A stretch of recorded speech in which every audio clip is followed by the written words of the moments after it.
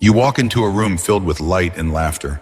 Glasses clink, voices overlap, and smiles stretch wide across familiar faces.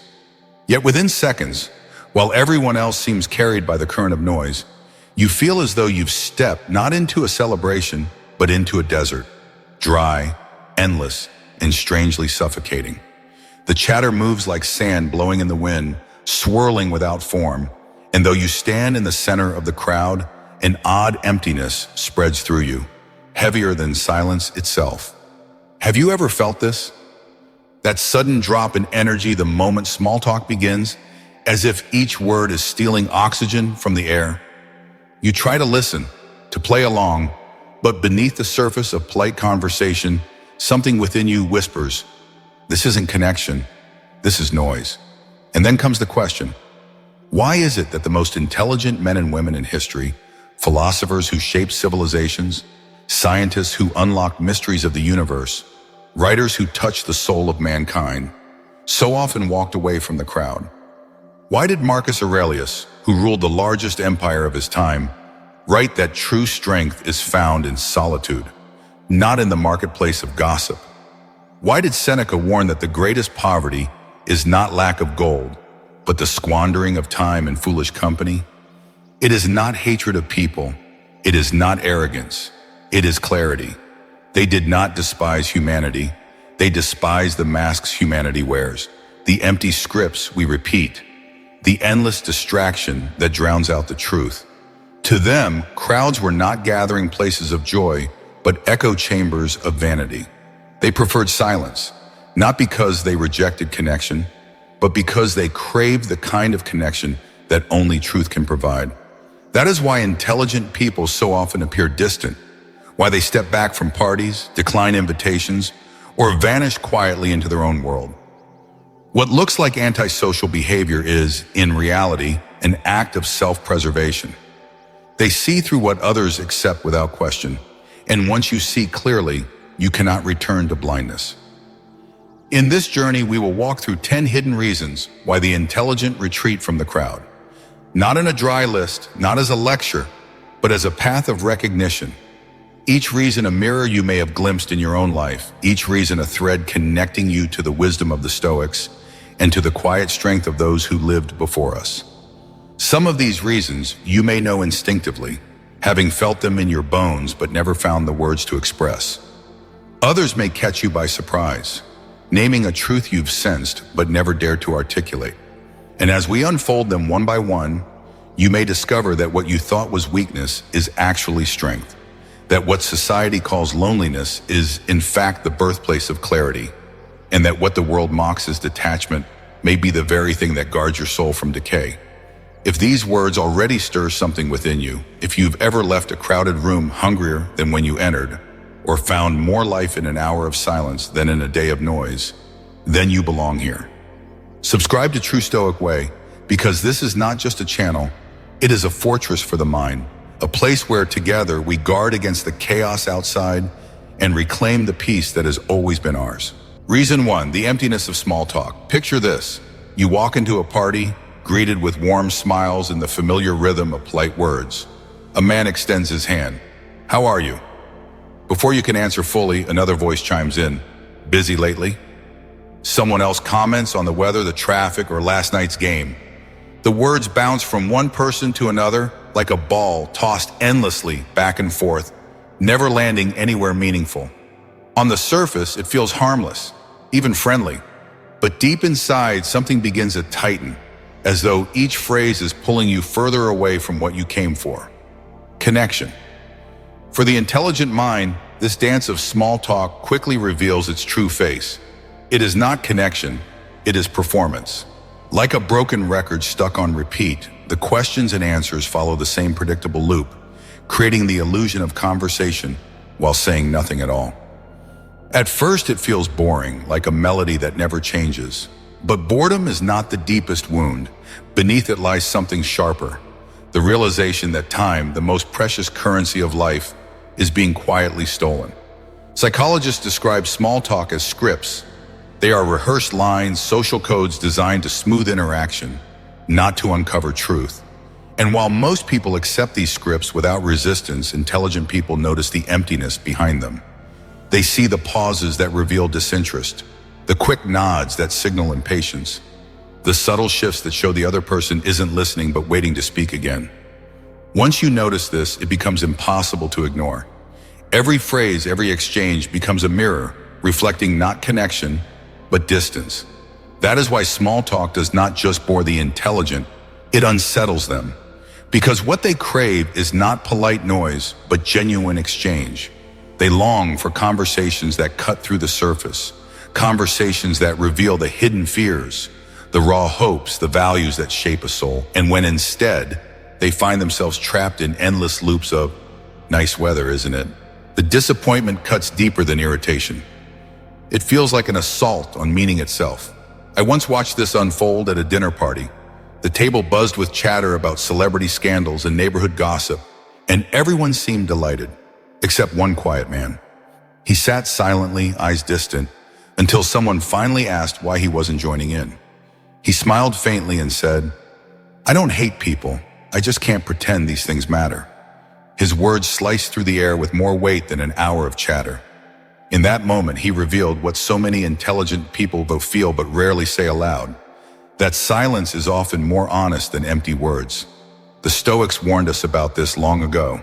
Epictetus cautioned against wasting words on idle chatter, reminding us that speech was meant for growth, for service, for truth. To use language for anything less is to dilute its value, to betray the very purpose of communication. For the Stoic, words are not ornaments to decorate social moments. They are tools to build wisdom, to sharpen clarity, and to strengthen the soul. And when words are stripped of this purpose, silence becomes the wiser choice. So the intelligent withdraw. Not because they are arrogant, not because they despise company, but because they cannot keep feeding themselves with what does not nourish. They would rather sit in quiet honesty than engage in endless scripts that mask the real with the trivial. If you've ever felt this, if you've ever left a room full of chatter and realized silence said more than all the words spoken, then you understand. Comment "I choose depth" below, and let the world know you prefer truth over noise. Reason 2, emotional overload. Step into a crowded room and let the noise hit you. Laughter ricochets off the walls, voices overlap in tangled threads, music hums faintly in the background, and the air itself seems heavy with motion. To most people, this is energy, binding, thrilling, even intoxicating.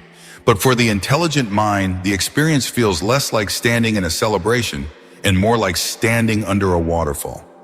Each sound, each glance, each subtle gesture crashes down with such force that it becomes impossible to breathe. On the surface, socializing looks simple. People talk, laugh, share stories. But beneath the surface, a deeper storm is unfolding. One that highly perceptive minds cannot escape. They don't just hear words, they absorb tone, notice hesitation, catch the flicker of a micro-expression that betrays jealousy, or the quick glance that hides resentment. One conversation carries 3 layers: what is said, what is unsaid, and what is carefully hidden. Multiply that by 20 voices in the same room, and the result is not stimulation, but overload. I once knew a colleague who dreaded company retreats. For everyone else, they were weekends of bonding and fun, games, drinks, laughter, echoing late into the night. But for her, the cost was invisible. "It's not the activities," she confessed quietly. "It's that I can't shut it off. I see who's pretending to be happy, who envies another's success, who is quietly angry but hiding it. My brain won't let me relax." She would return from those retreats exhausted, needing days of solitude to recover. Where others felt renewed, she felt drained dry. This is the curse of awareness. You cannot unsee what others ignore. While some swim easily in the shallow surface of social energy, intelligent people sink into the deeper currents, pulled in all directions at once. The human brain is not built to process that many signals simultaneously, and yet theirs tries until every ounce of energy is consumed. What others call excitement becomes, for them, a static of competing emotions, leaving nothing but fatigue. The Stoics would have recognized this as a test of mastery. Epictetus reminded his students that while you cannot control the noise of others, you can control how much of it you allow into your mind. The walls of the inner fortress must be guarded, because if every signal is allowed to invade, the mind becomes no less chaotic than the crowd itself. Yet here lies the paradox.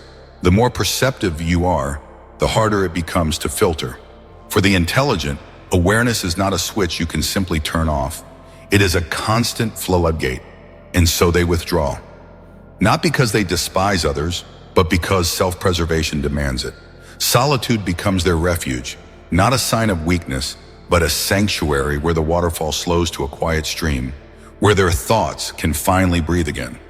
They avoid certain gatherings not out of arrogance, but because they know the price: emotional exhaustion that takes days to undo.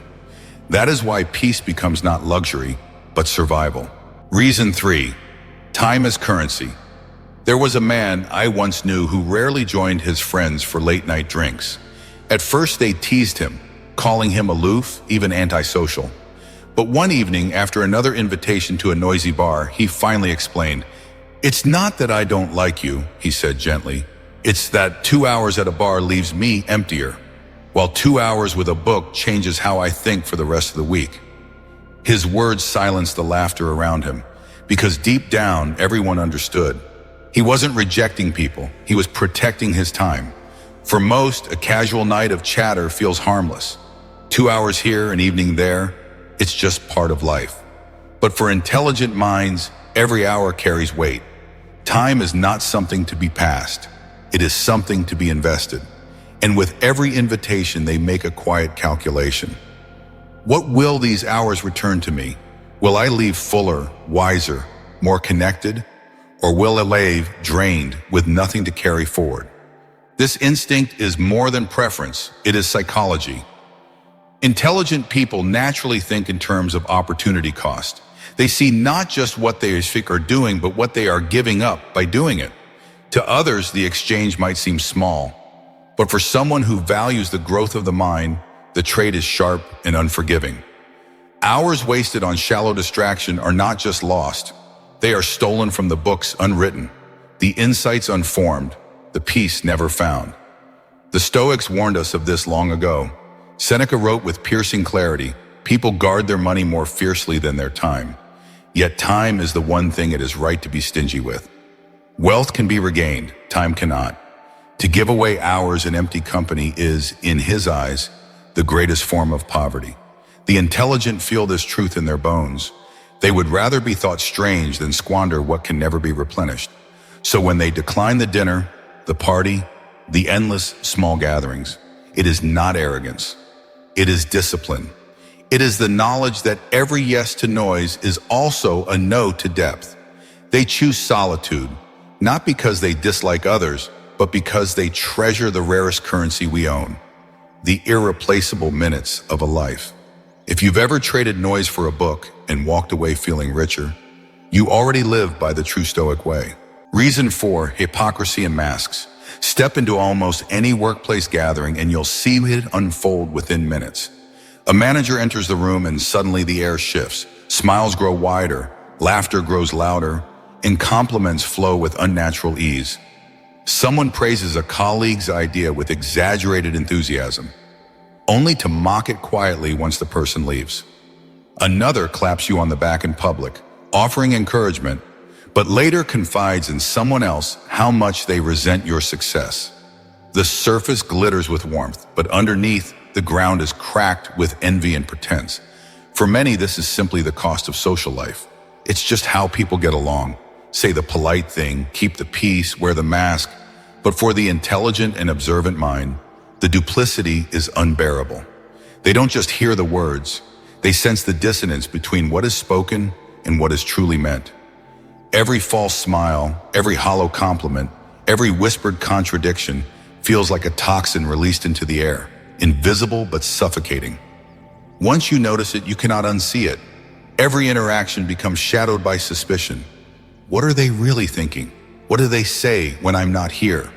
What others accept as harmless civility, the intelligent experience as dishonesty, and dishonesty erodes trust. Without trust, no bond can survive. That is why hypocrisy drains them so quickly. It doesn't just irritate, it corrodes.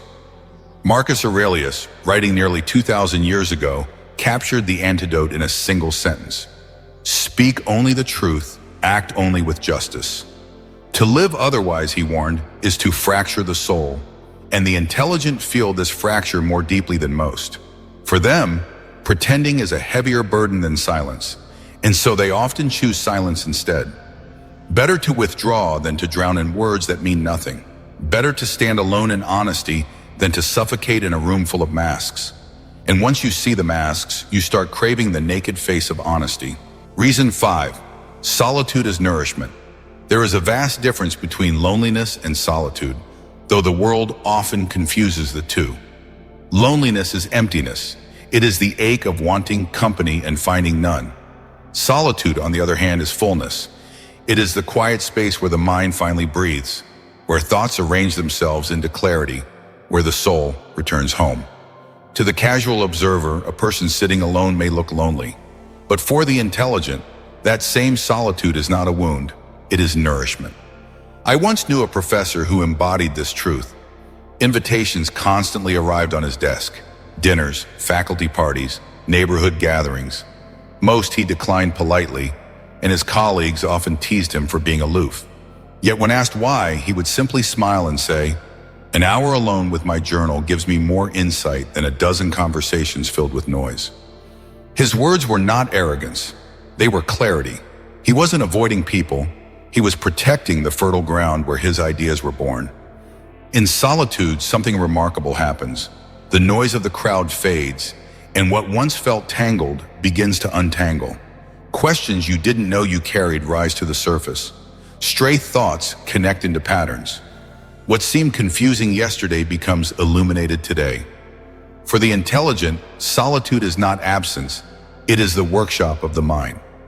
Every invention, every work of art, every philosophy that changed the world was first conceived in silence. Solitude is where raw thought is refined into wisdom. Psychologists confirm what the Stoics already knew. Depth requires uninterrupted space. Our minds are not designed to generate insight in the middle of constant distraction. Crowds scatter attention, solitude gathers it. Without solitude, the intelligent feel as though their mind belongs to everyone but themselves. With it, they reclaim ownership of their inner world. Marcus Aurelius captured this timeless truth in his Meditations. Nowhere can man retreat more quietly than into his own soul. For him, solitude was not escape but alignment. It was a return to reason, to virtue, to clarity. The intelligent feel this instinctively. To them, time spent in solitude is not wasted, it is invested. It is the very ground on which wisdom grows. This is why they often decline invitations. Not out of disdain for others, but out of reverence for the sacred space within. They understand that every hour surrendered to noise is an hour stolen from their own growth. And so they guard solitude as others guard treasure, because to them, it is treasure. This channel itself is such a quiet room for thinkers like you. Subscribe and guard your inner fortress with us, because in a world drowning in noise, protecting your silence may be the most radical act of strength you can choose. Reason 6. The irritation of hierarchy. Walk into an office party and watch the performance unfold. The drinks are poured, music hums in the background, and laughter fills the air. Yet beneath the surface of celebration, an invisible ladder is being climbed. One group clusters tightly around the boss, laughing a little too loudly at his jokes. Another carefully drops names to signal importance. Eyes flick across the room, measuring who commands attention and who is quietly ignored. On the surface, it looks like bonding. To the intelligent observer, it looks like theater. Adults playing roles in a hierarchy that matters far less than they believe. For most, this is normal. Social ranking is simply how groups organize themselves. But for those who value substance over show, the charade is suffocating. They don't care who sits at the head of the table or who laughs the loudest. They care about authenticity. And when they sense that most of the interaction is nothing more than posturing, the interest evaporates. I once heard a man explain why he never attended office happy hours. It's not the drinks, he said, it's watching grown adults compete to flatter the boss. Everyone pretends it's friendship, but it's just politics. His words cut to the heart of what intelligent people see so clearly. Hierarchy games don't build connection. They build walls of pretense. Psychologically, intelligent people are wired to seek meaning. They notice subtle shifts. Who defers to whom? Who gets louder when power enters the room? Who fades into silence when rank demands it? But instead of finding fascination, they find emptiness. To them, these rituals are shallow contests with prizes that dissolve the moment you leave the room. Status is not substance. Recognition is not respect. And power gained through performance is as fragile as breath. The Stoics knew this truth long before modern psychology. Epictetus taught that true freedom is indifference to rank. That virtue, not position, defines the worth of a person. What good is climbing the ladder, he might ask, if the ladder itself leans against the wrong wall? So intelligent people step back. They do not sneer at others for playing the game, but they quietly refuse to join. They choose depth over display, authenticity over applause. And when you stop caring about ladders, you also stop playing the games built around them. Reason 7, seeing manipulation too clearly. Step into a networking event and watch how quickly the masks slip into place. The room buzzes with introductions, handshakes, and cheerful small talk. Compliments float through the air like confetti. That's such a brilliant idea. You must be doing incredibly well. We should absolutely connect. But beneath the surface, the warmth feels rehearsed, like lines delivered on a stage. You notice how a smile lingers just a moment too long, how a question about your work is followed not by genuine interest, but by a quick calculation in the eyes, as though tallying what you might be worth to them.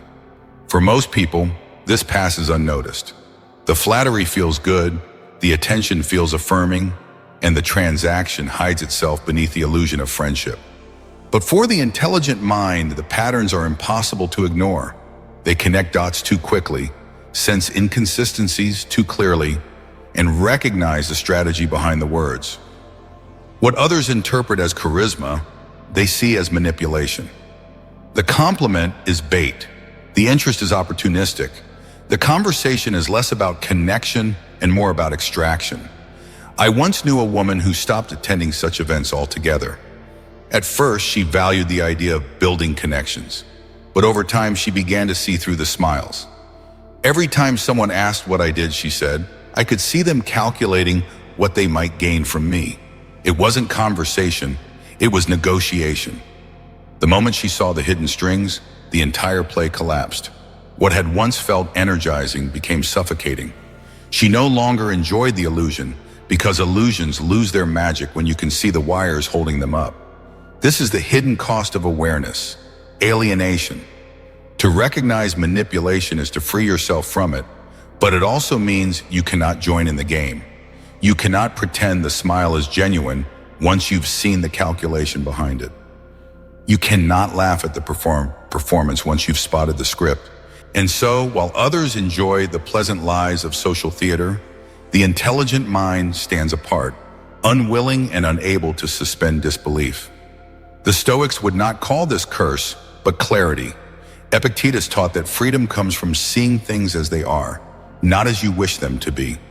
To live in truth, even when it isolates you, is better than to live in illusions that flatter but enslave. The intelligent know this instinctively, and though it costs them easy belonging, it grants them something greater. The strength not to be fooled, not to be swayed by masks. So they step back from rooms filled with strategic smiles, not because they hate people, but because they refuse to play puppet in someone else's show. For them, peace is not in being admired, but in being free from hidden strings. If you too have spotted the hidden strings behind the smiles, comment, I see clearly. Because clarity, even when it separates you from the crowd, is always a gift. Reason 8, rarity of authentic connections. At a lively party one evening, I noticed a friend quietly slip out the door long before the night was over. Curious, I followed and asked why she was leaving so early.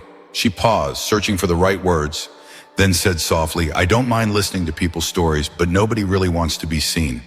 They want attention, not connection. Her words stayed with me because they cut to the heart of what so many intelligent people feel. The room had been full of laughter, but it was laughter performed, not shared.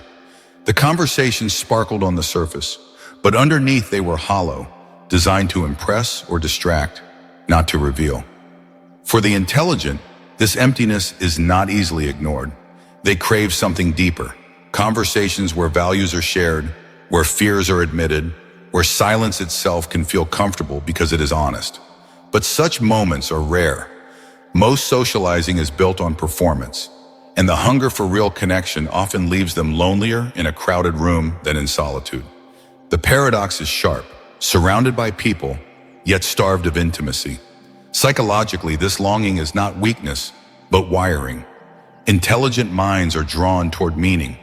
They want relationships where words align with actions, where listening matters as much as speaking, and where trust is built not on convenience, but on honesty. And because they see through pretense so quickly, they also know just how scarce that kind of bond really is. The rarity of authenticity makes its absence sting all the more. The Stoics understood this truth. Marcus Aurelius advised, "Associate with those who make you better." To him, friendship was never about numbers or appearances. It was about mutual virtue, shared growth, and the strengthening of character. Better to have one honest companion than 100 companions in masks. Intelligent people feel this instinctively. They would rather spend a quiet hour with one genuine soul than an entire night of laughter that hides more than it reveals. And once you've tasted the real thing, the fake becomes unbearable. Reason 9, the fragility of creative flow. Every creative person knows the feeling. You are sitting alone, the world outside fading, and suddenly the pieces begin to connect. A sentence forms in your mind, an image takes shape, an idea sparks with fire. In that moment, nothing else matters. The flow carries you. But then the phone rings. A friend insists you join them for dinner, or a social obligation tugs you away. By the time you return, the spark is gone, scattered like smoke in the wind. For most, this is a minor inconvenience. But for highly intelligent and creative minds, it is devastating. Inspiration is fragile. It cannot be scheduled or summoned on command. It arrives unannounced, delicate as a flame in the dark, and once extinguished, it rarely reignites in the same form. That is why interruptions are not merely annoying, they are destructive. A conversation can be resumed, but a lost idea is often lost forever. I once knew a writer who understood this too well. During his drafting season, he avoided nearly every party. Friends called him reclusive, even selfish, but he shrugged it off. "If I go," he explained, "I'll laugh for a night and feel drained the next morning. But if I stay, I might write something that will outlive me. Which choice makes more sense?" For him, the calculation was simple. Protect the flow at all costs. Psychologically, this instinct is tied to deep work. Intelligent people experience immersion more intensely. When they are focused, their minds weave distant ideas into patterns that only emerge in silence. Socializing, with its constant pull of attention, tears that fabric apart. The flow is scattered, and the work that might have been born never comes into existence. The Stoics too warned of this. Seneca wrote that genius requires not just talent but space, that nothing of value is created in a life constantly interrupted. To live in perpetual distraction, he argued, is the greatest poverty of all, a mind too busy to think. Intelligent people live this truth instinctively. They know their finest insights come not in the noise of the crowd, but in the silence of solitude. And so they guard that silence with the same devotion others give to wealth. So when they decline an invitation, it is not arrogance, it is preservation. They are protecting the fragile spark that, if nurtured, might one day become something lasting, something that outlives both the noise and the crowd. If your best ideas were born in silence, protect that silence. Join this channel to strengthen it, because here we choose not distraction, but depth. Reason 10, peace is the true reward. Imagine this, you spend an entire weekend moving from one social event to another. The laughter is loud, the music constant, the conversations endless. By the end, you collapse into bed, drained, hollow, carrying nothing lasting from the hours spent pretending to have fun. And then, on a different evening, you spend a single hour alone, reading a book, writing in a journal, or simply sitting in silence. That hour leaves you more nourished, more alive, than 10 hours of crowded celebration. For intelligent people, the contrast is undeniable. Peace, not noise, is what fills them. Psychologically, peace does something that crowds never can. It resets the mind. In the quiet, the static of gossip and performance fades, and the mind reorganizes itself. Stress loosens its grip, resilience begins to rebuild, and clarity takes root again. Where socializing often scatters attention, solitude gathers it back into focus. Peace is not passive, it is deeply productive. It is in peace that insights surface, creativity strengthens, and the emotional bruises of manipulation and hypocrisy finally heal. I once knew a man who, after years of attending every gathering out of obligation, finally began staying home. At first he felt guilty, worried he was missing out, but with time he discovered the opposite. He wasn't missing anything, he was gaining everything. Rest, reflection, the freedom to live on his own terms. "I'd rather spend 1 hour in real calm than 10 hours pretending to have fun," he said once. And his words carried the quiet weight of a truth many feel but few dare to admit. The Stoics placed peace at the center of their philosophy. Marcus Aurelius reminded himself daily, "You have power over your mind, not outside events. Realize this and you will find strength." For him, peace was not an escape from life, but mastery of it. To choose peace is to reclaim the only thing we can truly control, our own mind. Intelligent people instinctively understand this. They know that the deepest reward is not applause, not attention, not even companionship, but the quiet strength found in inner calm. And so they choose differently. They trade the shallow thrill of a noisy night for the lasting nourishment of stillness. They step away from obligations that demand energy but offer nothing in return. They are not antisocial. They are aligned. They have learned that joy is not measured by how many people surround you, but by how much peace you carry within. And once you've tasted peace, no crowd can compete. So here we are, 10 reasons why intelligent people so often step back from the crowd. Not because they hate humanity, not because they carry arrogance, but because they see with a clarity others often overlook. They recognize the emptiness of small talk, the exhaustion of emotional overload, the true value of time, the poison of hypocrisy, and the nourishment of solitude. They see through the games of hierarchy, the strings of manipulation, the hollowness of shallow bonds, and the fragility of their creative spark. And in the end, they discover that the richest reward is not in noise, but in peace. These reasons are not flaws, they are survival. To notice the falseness of masks, to feel the drain of manipulation, to treasure every moment as currency. This is not weakness. This is strength. This is the discipline of guarding the mind in a world that constantly tries to steal it. For the Stoics, the greatest act of courage was not conquering empires or silencing enemies, but mastering the fortress within. Intelligent people live this truth instinctively. They are not rejecting life. They are reclaiming it. And now the question turns to you. How much of your life have you traded for noise that left you empty? How many hours have you spent smiling politely while your mind longed for silence? And what could you gain? What clarity? What creativity? What strength if you began choosing peace instead? Because in the end, it is not about what the crowd gives you, but about what you give away by chasing it. Noise steals time. Pretense steals trust. Distraction steals creation. But peace restores all three. If this message has resonated with you, take a moment to affirm it. Subscribe to True Stoic Way so we can walk this path together, guarding our minds, reclaiming our time, and choosing depth over distraction. Leave a comment below saying, "I choose peace," because your words may be the reminder someone else needs tonight. And if you know someone trapped in the noise, share this video with them. Let them see that solitude is not weakness. It is strength, discipline, and freedom. Picture it now, a man seated in silence, calm and unshaken, inside the fortress of his mind.